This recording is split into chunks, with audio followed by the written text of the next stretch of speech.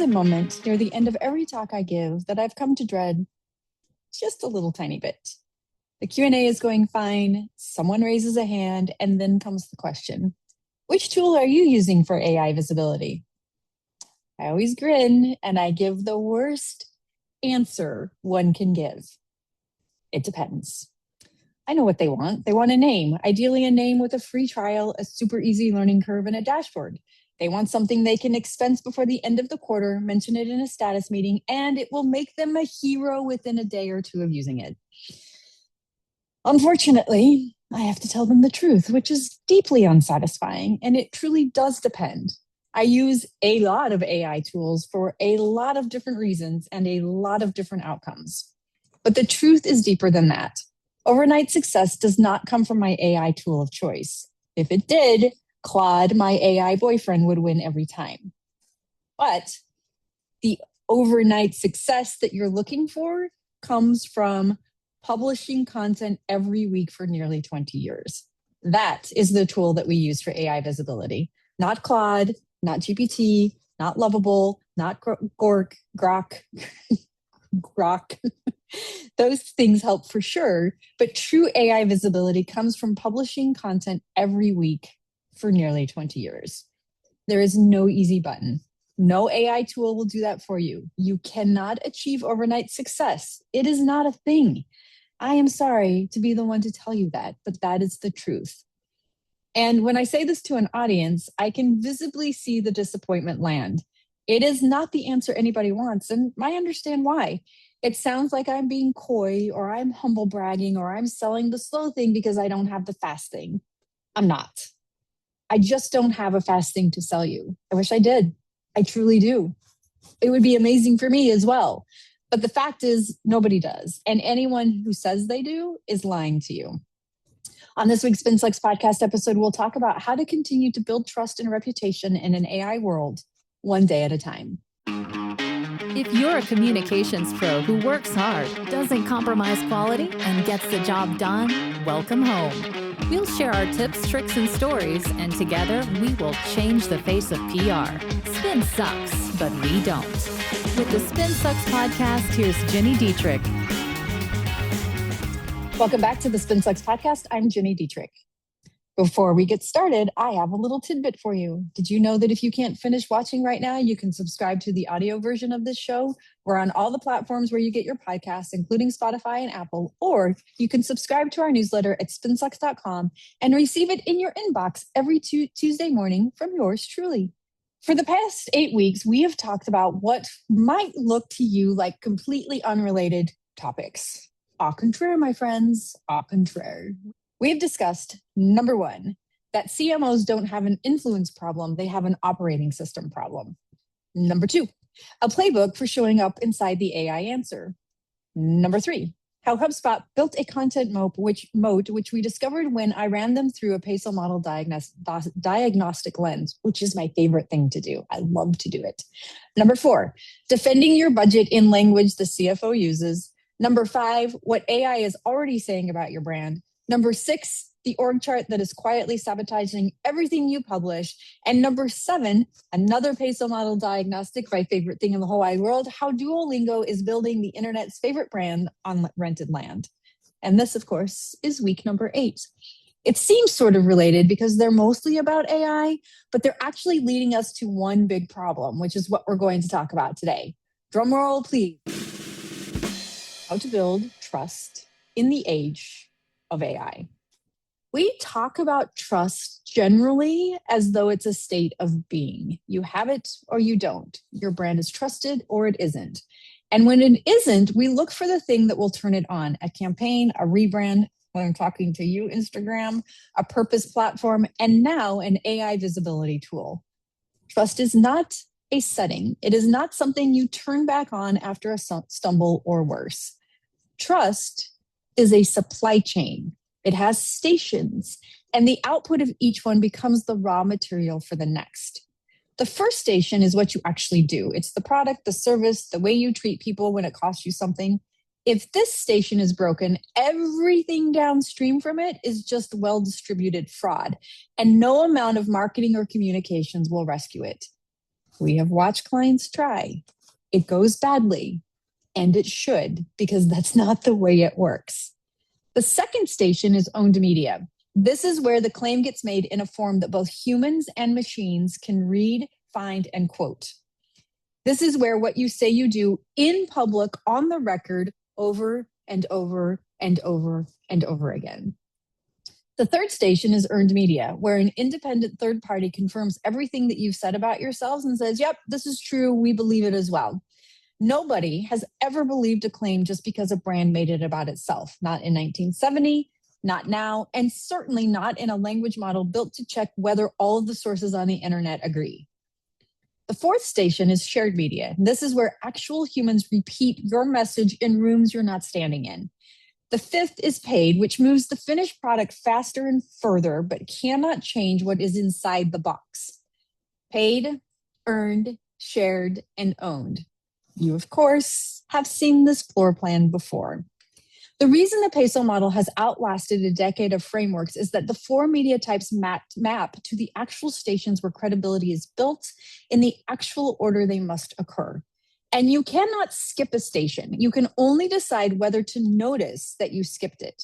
Because I always get the question about shortcuts or an easy button or overnight success, and because we are human beings who love instant gratification, I have 3 shortcuts people like to take that almost always go badly.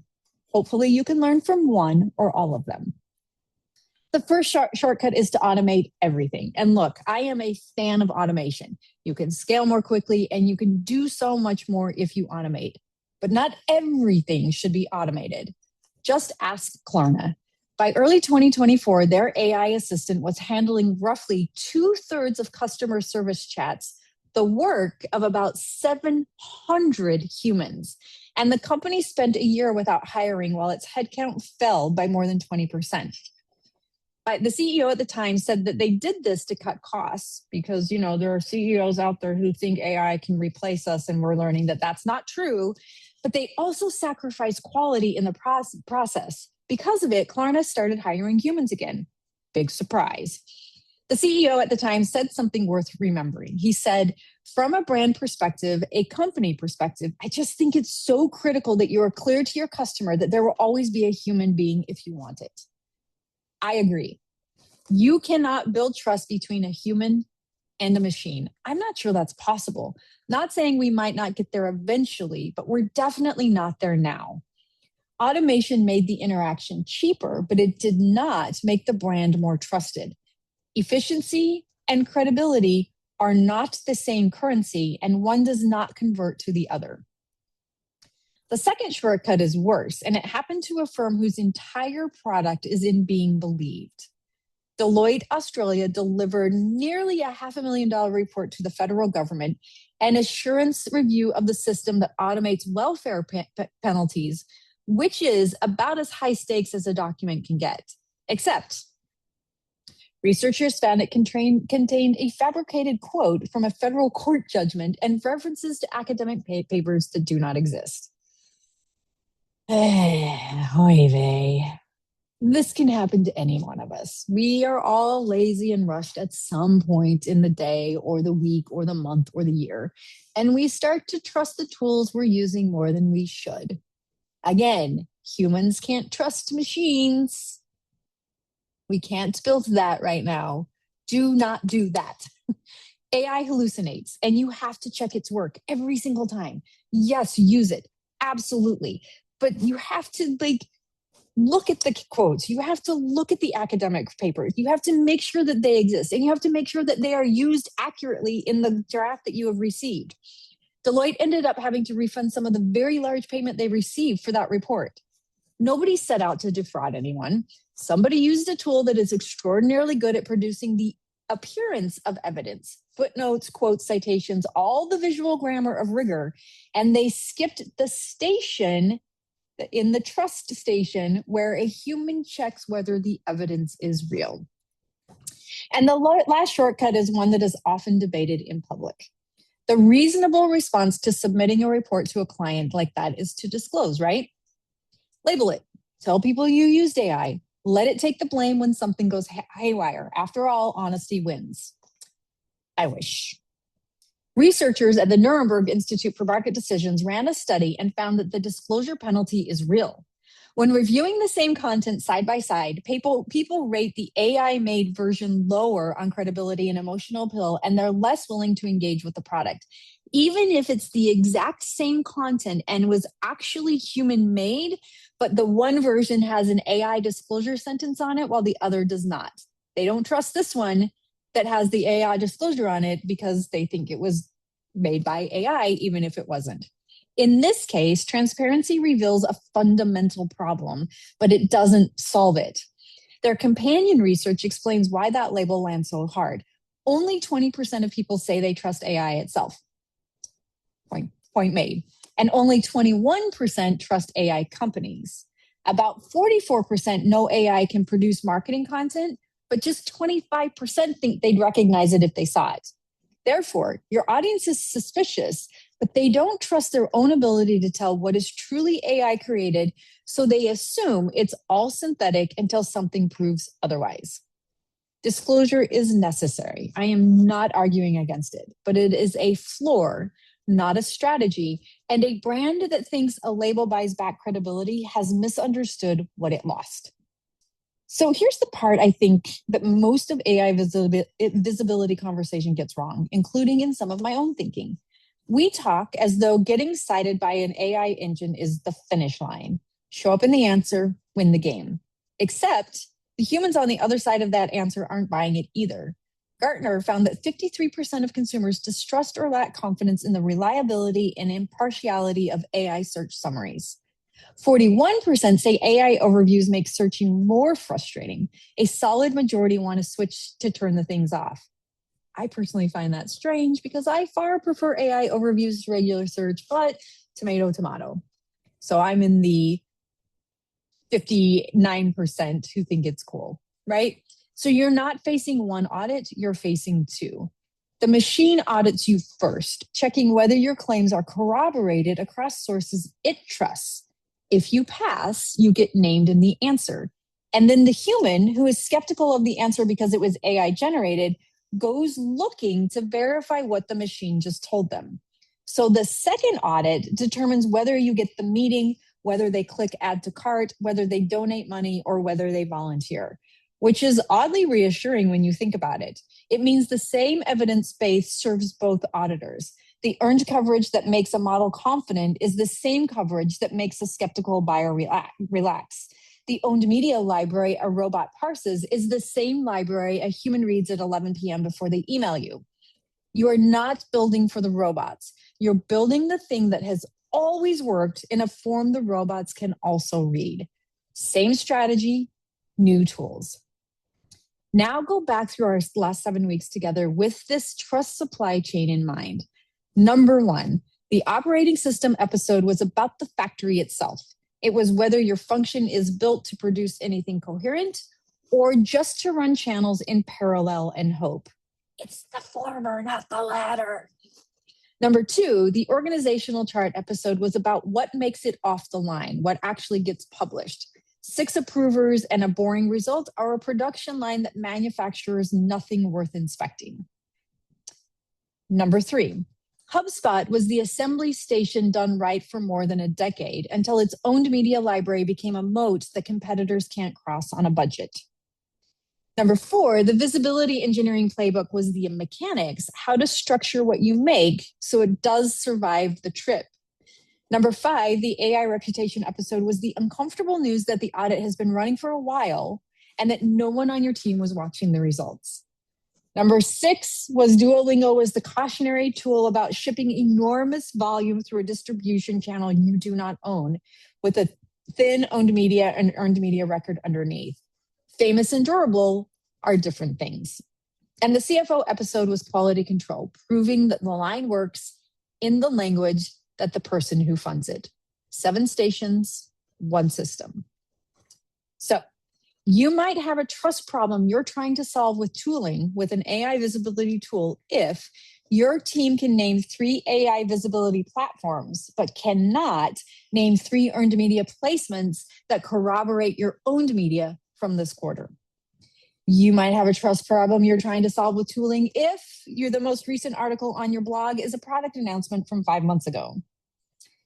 You might have a trust problem you're trying to solve with tooling if your best proof point lives in a sales deck and nowhere a machine or stranger could find them.